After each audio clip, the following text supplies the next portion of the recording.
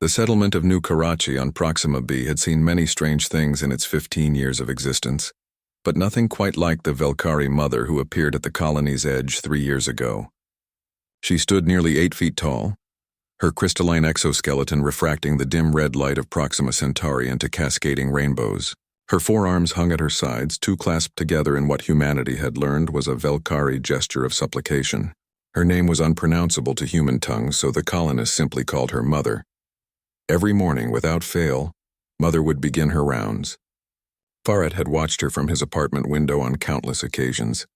He was a xenobiologist, one of the few humans who had actually studied the Velkari species since first contact 5 years prior. He knew their language, their customs, their biology. What he didn't know was why this particular Velkari had been knocking on every single human door in the colony for 3 years straight. "She's at the Johnsons again," Elsa said, stepping up beside Farhat with 2 cups of synthetic coffee. She was the colony's chief engineer, responsible for maintaining the atmospheric processors that kept their little bubble of Earth alive on this alien world. Farhat accepted the cup gratefully. "Door number 4216, if I'm counting correctly." "You are." Elsa smiled sadly. "She's been doing this for 1,095 days. Never misses a single door. Never stops." Through the window, they watched as Mrs. Johnson opened her door. The exchange was brief. Mother would bow, make a series of clicking sounds that constituted Velkari speech, and Mrs. Johnson would shake her head apologetically. Mother would bow again and move to the next door. "What is she saying?" Elsa asked, not for the first time. Farhat had translated it months ago, but the words still haunted him. "She's asking if they've seen her child." The story had taken weeks to piece together from various Velkari traders and diplomats who passed through the colony. Mother's child, a young Velkari named something like Shimmerlight in translation, had been part of a cultural exchange program. The youth had stayed with a human family somewhere in the colony for 6 months as part of a peace initiative between species. Then one day Shimmerlight had vanished. The human family claimed they woke up one morning and the young Velkari was simply gone.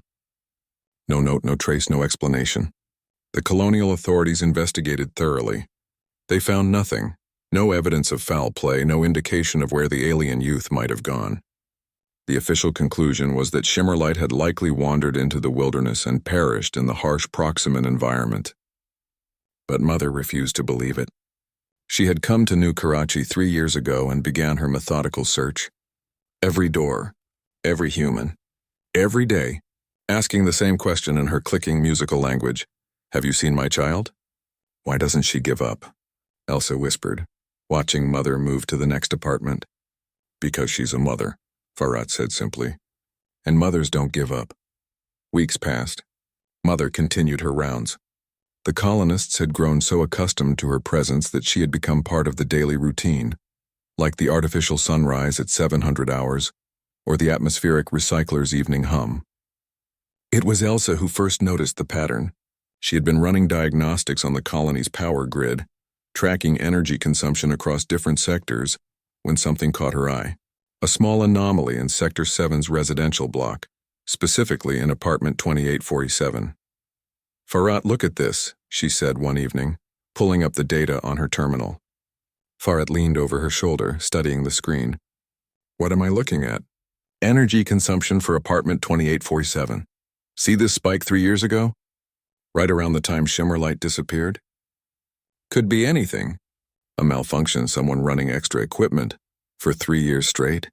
Farhat, someone in that apartment has been using 30% more power than any other unit in the colony. Consistently, for exactly 1,095 days. Their eyes met. "What would require that much extra power?" Farhat asked, though he already suspected the answer. "A biostasis chamber," Elsa breathed. "The kind that could keep an alien physiology alive in suspended animation." They didn't go to the authorities.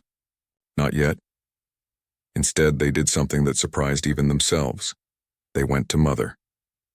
Finding her was easy. She was on door 4732 in Sector 9. When Farhat approached and spoke to her in careful Velkari, her crystalline body seemed to vibrate with sudden hope. "We may have found something," Farhat said, "but we need your help." Mother's forearms trembled. Together, the three of them approached apartment 2847. The resident, a man named Chen who worked in hydroponics, answered with a smile that quickly faded when he saw Mother standing behind the two humans. "Mr. Chen," Elsa said firmly, "we need to talk about your power consumption."